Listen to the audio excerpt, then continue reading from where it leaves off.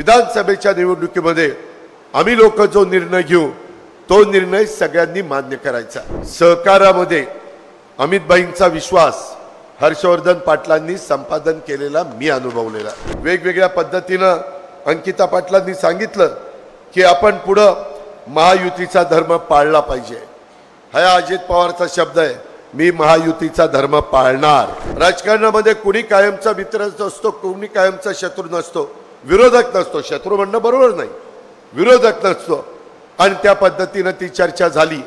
ती चर्चा झाल्यानंतर मला हर्षवर्धन पाटलांच्या समोर देवेंद्रजींनी सांगितलं, आधी आम्ही चर्चा केली आणि सांगितलं की उद्याच्या काळामध्ये 2024ची लोकसभेची निवडणूक झाल्यानंतर विधानसभेच्या निवडणुकीमध्ये आम्ही लोक जो निर्णय घेऊ तो निर्णय सगळ्यांनी मान्य करायचा असं ठरलं की। आणि त्या पद्धतीनं आम्ही त्याच्यामध्ये सांगितलं की ठीक आहे, आपण सगळेजण जे सांगताय त्याच्यामध्ये आपल्याला कुठलाही काही काळजी करण्याचं कारण नाही। मला देवेंद्रजी ज्या काही गोष्टी सांगायच्या त्या सांगितल्या।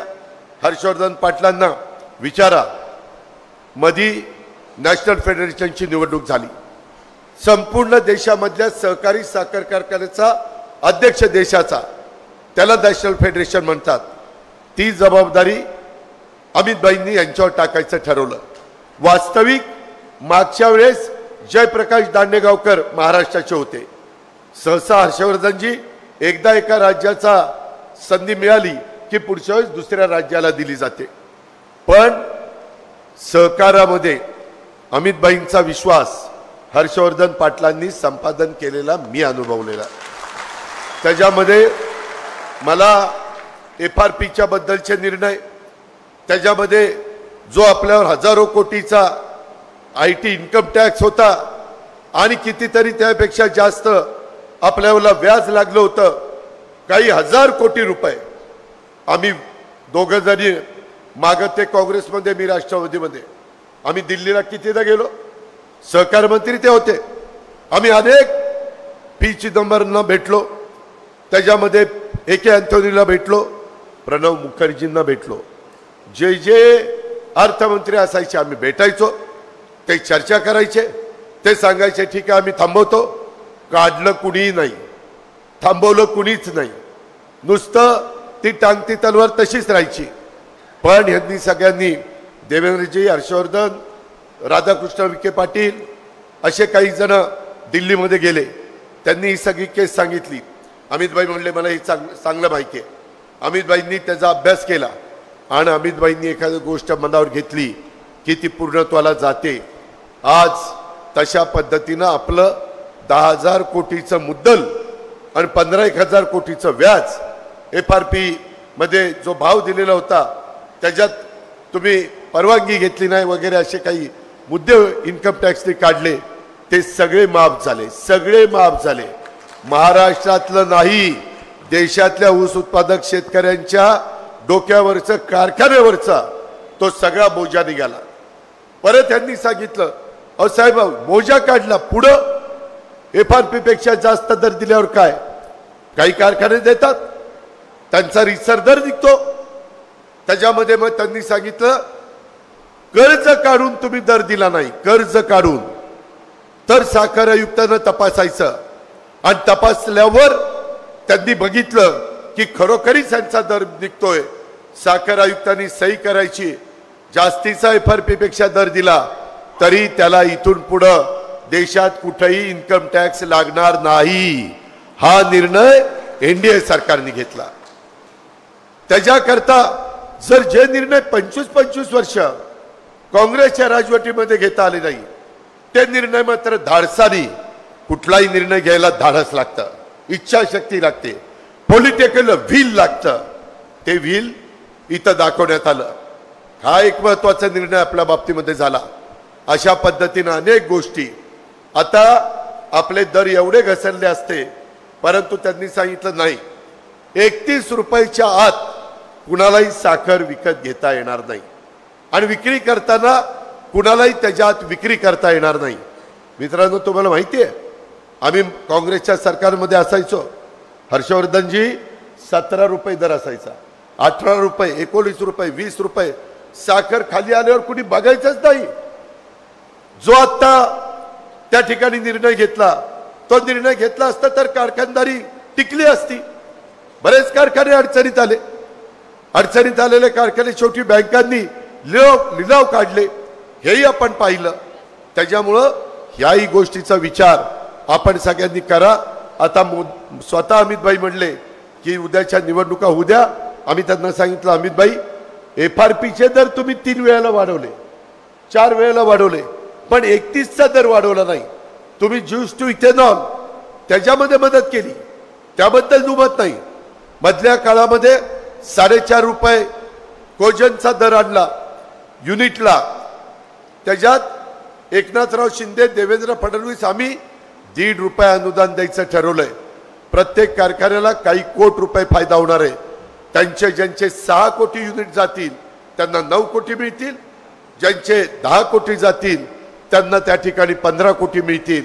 अशा पद्धतीनं निर्णय हे सर्वसामान्यांचं सरकार आहे. केंद्रातलं सरकार शेवटच्या माणसाचा विचार करणारं सरकार आहे आणि त्यामुळं हे सगळे प्रश्न सोडवण्याचं काम झालंय. आता बोलत असताना वेगवेगळ्या पद्धतीनं अंकिता पाटलांनी सांगितलं की आपण पुढं महायुतीचा धर्म पाळला पाहिजे. हा अजित पवारचा शब्द आहे, मी महायुतीचा धर्म पाळणार. त्यामध्ये जे 2004, 9, 14, 19ला घडलं तशा पद्धतीनं घडतं आणि ते आम्ही सहन केलं. ते घडता कामा नये. आमच्या जखमा त्या काळामध्ये झालेल्या आहेत हे पण त्यांनी सांगितलं. त्याच्यामध्ये भरपूर अन्याय वेगवेगळ्या पद्धतीनं पोलीस डिपार्टमेंट आणि वेगवेगळ्या डिपार्टमेंटचा झालाय. त्याच्याबद्दल देवेंद्रशी सर्व विषयावर सविस्तर चर्चा झाली आहे. खरं तर पोलीस खातं, जलसंपदा खातं, ऊर्जा खातं, जी आपल्या सगळ्यांच्या जिव्हाळ्याची खाती आहे. अतिशय महत्त्वाचे प्रश्न पाण्याचे जलसंपदाकडे असतात, कायदा सुव्यवस्थेचे आमच्या गृह खात्याकडे असतात, विजेचे ज्याचा उल्लेख हर्षवर्धन पाटील साहेबांनी केला तो देखील आमच्या देवेंद्रजींच्याकडे.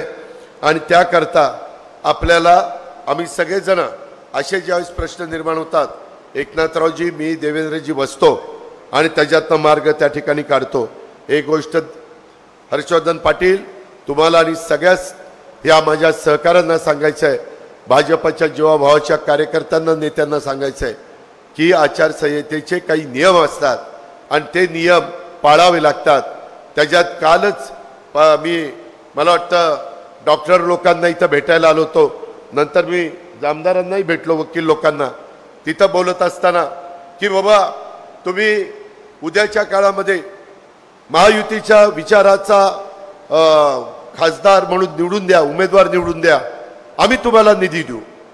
तुम्ही त्या ठिकाणी निवडून देण्याच्या करता त्या मशीनच्या शेजारी जे बटन आहे ते बटन घड्याळाच्या शेजारचं कसा कसा कसा कसा दाबा. आता ही ग्रामीण भाग झाला आपला, कसा कसा कसा. परंतु तेच पुण्यात भाषण असतं तर तुम्ही घड्याळाच्या शेजारचं बटन आपण दाबावं आणि आम्हाला मतदान करावं. तुम्ही मतदार राजा आहात, तुम्ही प्रमुख आहात. घटनेचे शिल्पकार डॉक्टर बाबासाहेब आंबेडकरांनी तो अधिकार तुम्हाला दिला आहे. त्या अधिकाराचा वापर आम्हाला करा. आम्ही देशाचे पंतप्रधानांना तिसऱ्यांदा पंतप्रधान करण्याच्या करता त्या मताचा वापर करू असं सांगितलं असतं. तिथं कच्चा कच्चा कच्चा कच्चा सांगितलं असतं. लगेच त्यांनी सुरू केलं, आचारसंहितेचा भंग झाला, भंग झाला. आणि म्हणलं बाकीचे काही पण सांगतात की आम्ही इतके दर वर्षाला इतके लाख रुपये तुमच्या अकाउंटला टाकणार, आम्ही असं करणार, आम्ही तसं करणार.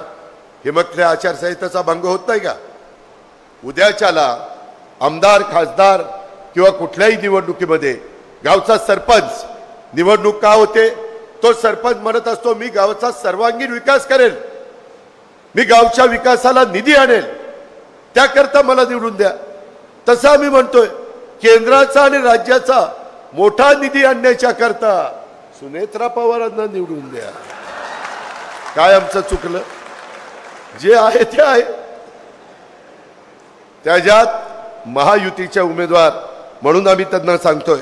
मगाशी हर्षवर्धनजींनी सांगितलं विकासाचे प्रश्न आहेत, गावचे प्रश्न आहेत, वेगवेगळ्या न्यायालयाचे काही प्रश्न आहेत, परंतु त्याही संदर्भामध्ये एकदा जर हर्षवर्धनजी आपलं 5व्या टप्प्यात मतदान झालं राज्यातलं आणि आचारसंहिता शिथिल केली, कारण 6वा आणि 7वा टप्पा महाराष्ट्र सोडून आहे आणि शिथिल केली, आम्ही विनंती करणार आहे, तर आपण 5व्या टप्प्यातलंच मतदान झाल्यावर बसू आणि जर नाही विनंती मान्य केली तर 7व्या टप्प्याच्या नंतर बसू, म्हणजे जून महिन्यात अशा पद्धतीनं त्यामध्ये आपण लक्ष घालू। त्या संदर्भात सहकारी संस्था, दुधाचा व्यवसाय, नवीन विकासाचा पर्व सुरू करावा लागेल, मला मान्य आहे। नवीन विकासाचा पर्व आपण सगळेजण मिळून सुरू करूया। जनतेच्या प्रश्नासाठी स्वाभिमानी माणसाला मदत करावी लागेल, तेही मला मान्य आहे। त्याहीबद्दल मी कुठं यत्किंचितही बाजूला जाणार नाही। आपण सांगितलं की महायुतीचा धर्म पाळला पाहिजे, आपण सगळेजण मिळून जे काही ठरेल त्याबद्दल महायुतीचा धर्म पाळू।